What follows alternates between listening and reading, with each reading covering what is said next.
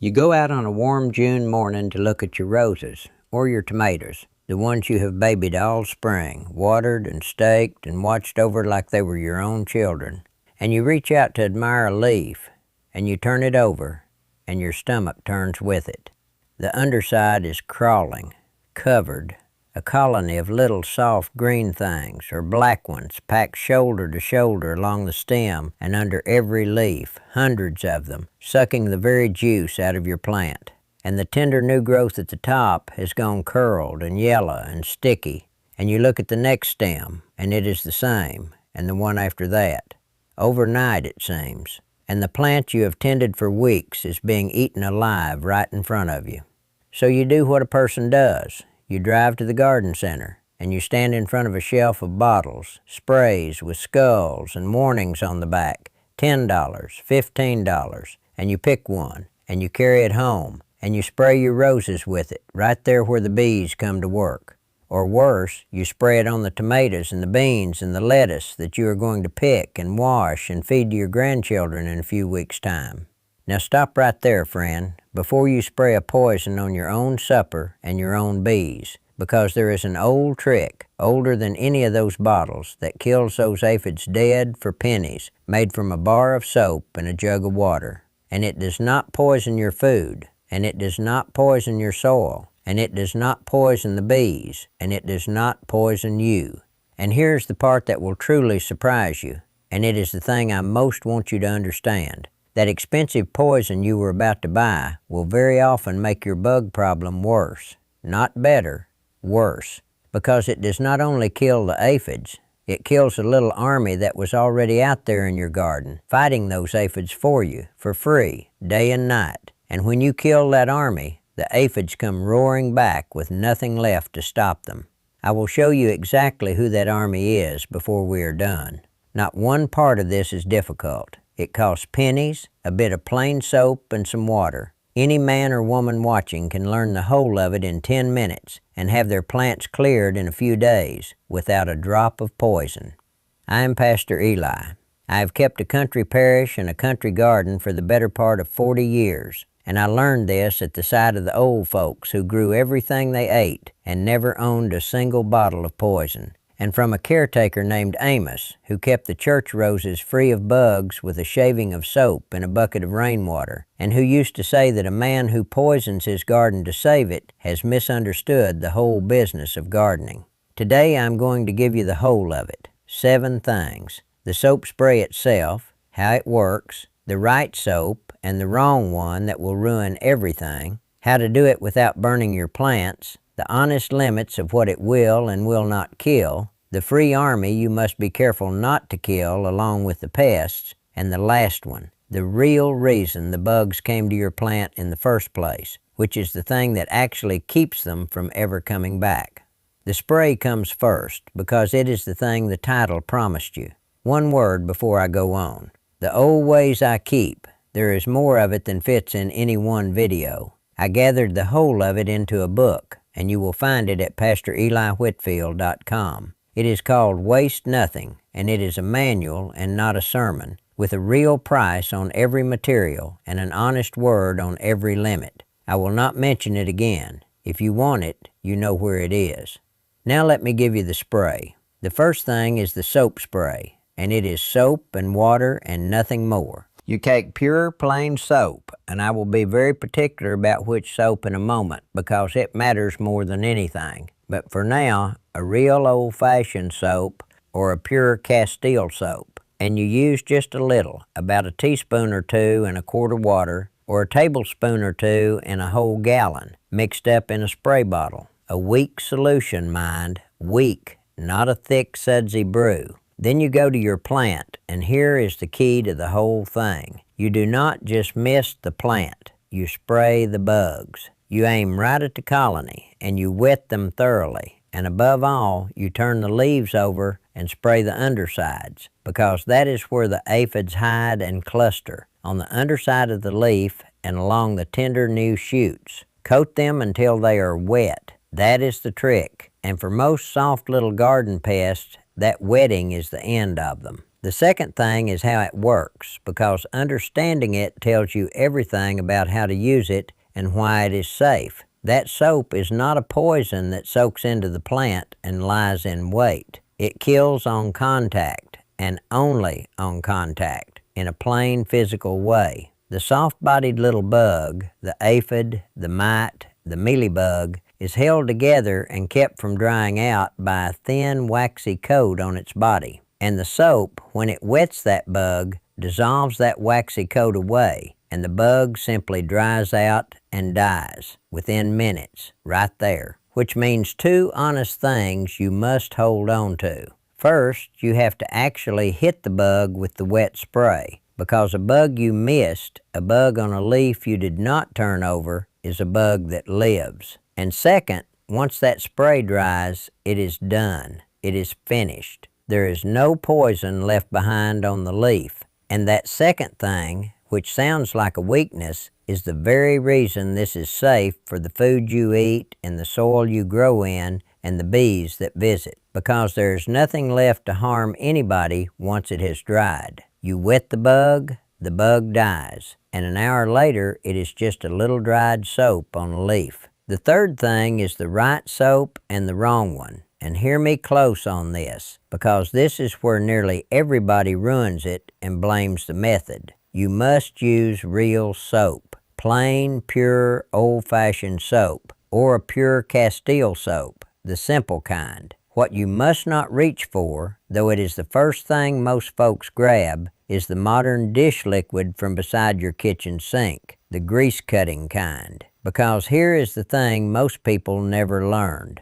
That modern dish liquid is not even soap. It is a detergent, a manufactured degreaser, built for one purpose: to strip grease and dissolve wax off your dirty pans. And your plant's own leaves are protected by their own thin, waxy coat, the very same kind of coat that protects the bug. So when you spray a grease-cutting detergent on your plant, it strips the wax off your plant's leaves too, and it burns them, brown spots and crispy edges, within a day. And it is loaded besides with fragrances and dyes and other things that were never meant to touch a living plant. So you scorch the very plant you set out to save. Plain real soap, a little of it. Never the grease-cutting detergent. That one rule saves more plants than any other thing I will tell you. The fourth thing is how to do it without burning your plants, because even the right soap used carelessly can harm them, and a friend tells you how to be careful. There are 4 simple rules.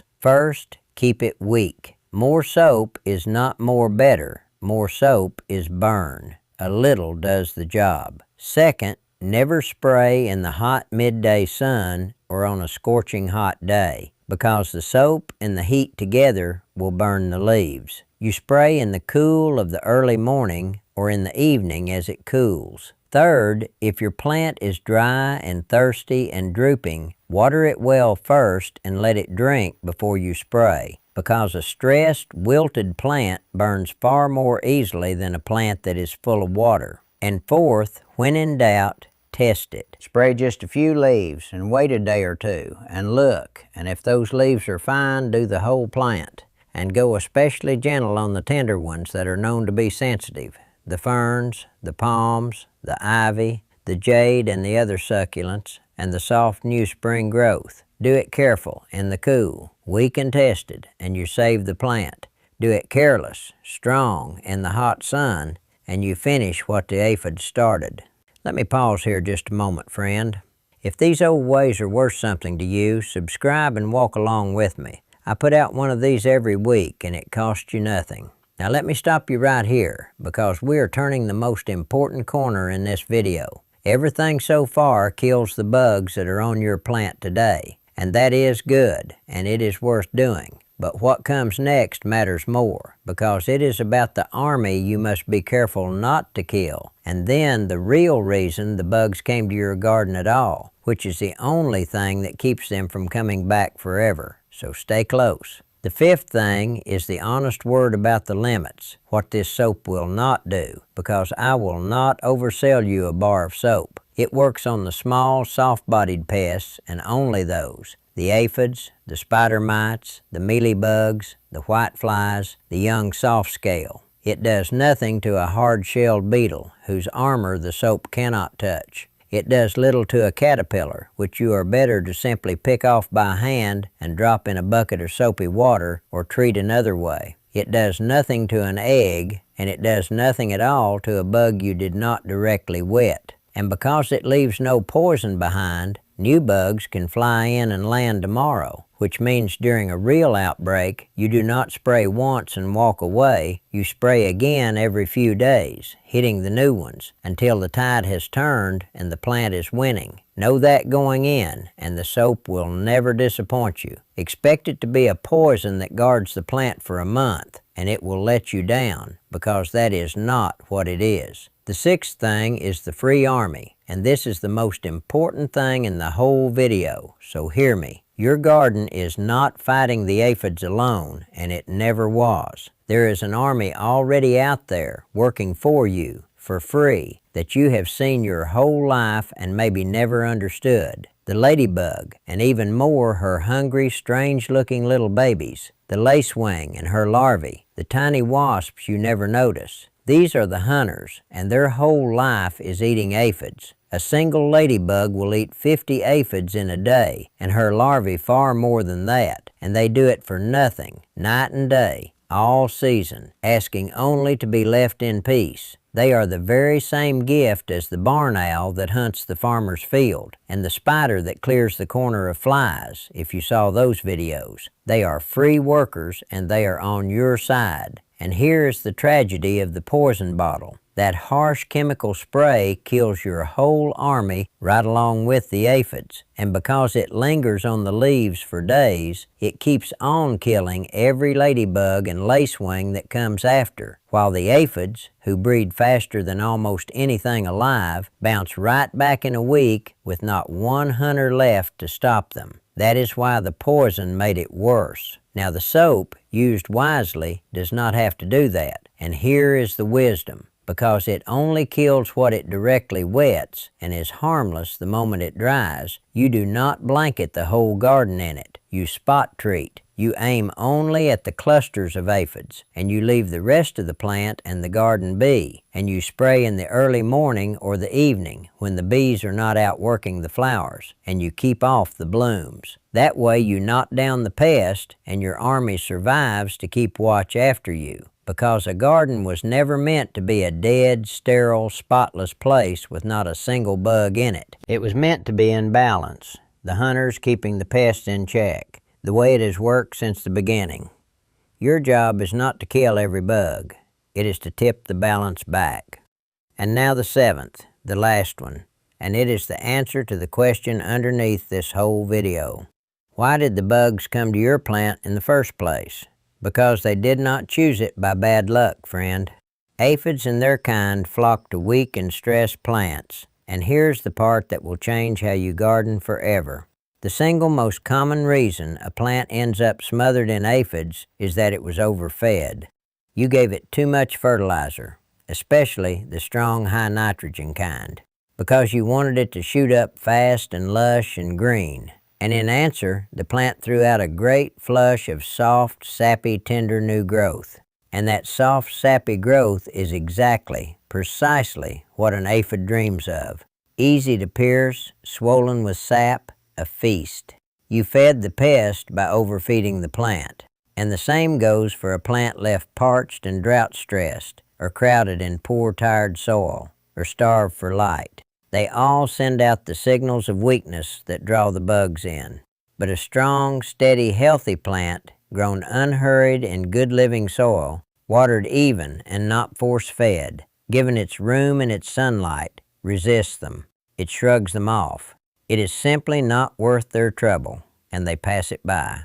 So the deepest fix of all is not in any spray bottle, soap, or poison. It is in growing a healthy plant.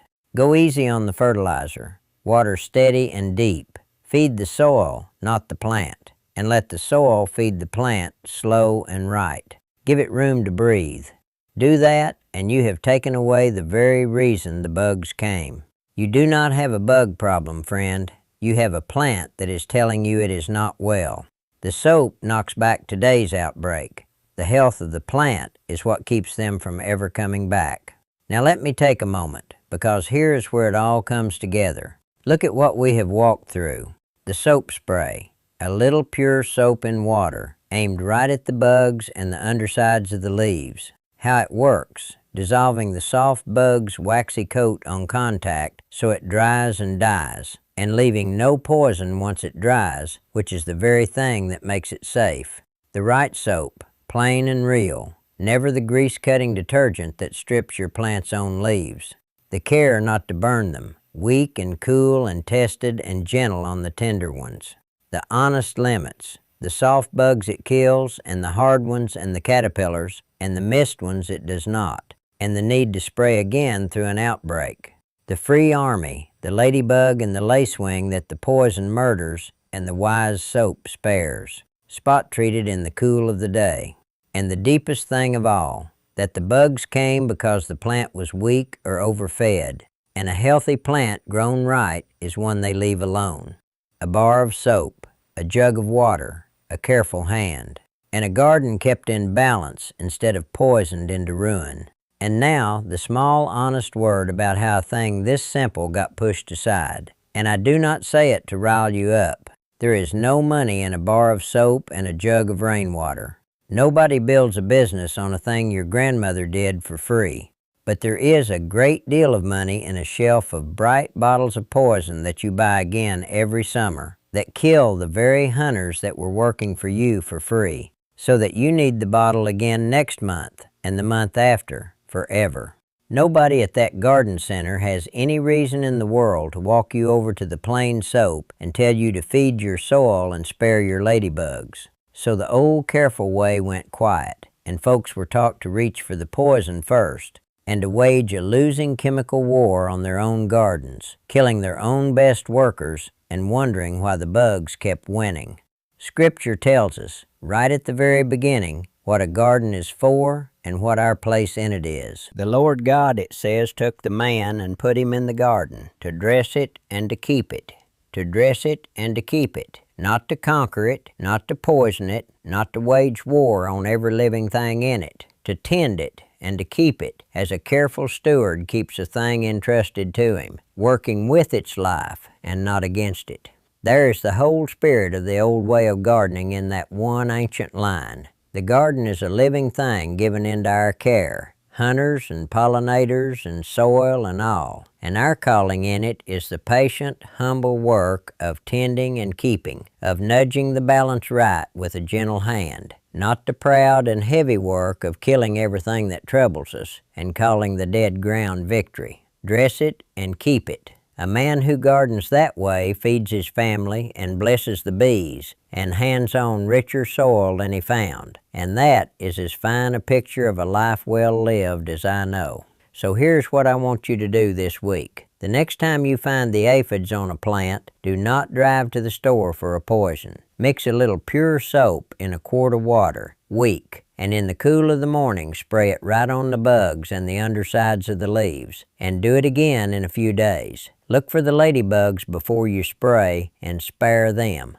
And then think honestly about that plant, whether you have been overfeeding it or letting it go thirsty, and set about growing it strong instead. Do that, and you will clear the bugs for pennies, keep your garden alive and humming, and never poison your own supper again. Now tell me in the comments below, what is eating your plants this year? And what have you tried against it that failed? And did your mother or your father or your grandparents have an old way with garden bugs, a soap, a mix, a companion plant, something nobody ever wrote down? Tell me what it was, and tell me your state, for the pests come different in different corners of this country, and I like to map the old ways by where you all write from. I read every single one. Next time, since we have been speaking of feeding the soil instead of force-feeding the plant, I'm going to show you the old way the folks fed their whole garden for free. The rich black feed they made from scraps and leaves that costs nothing and does more for a plant than any bag or bottle you can buy, and grows the very kind of strong, healthy plant the bugs leave alone. It is the natural next step after today, and I hope you will walk it with me. Until then, look well to what you have been given. Waste nothing, and God bless.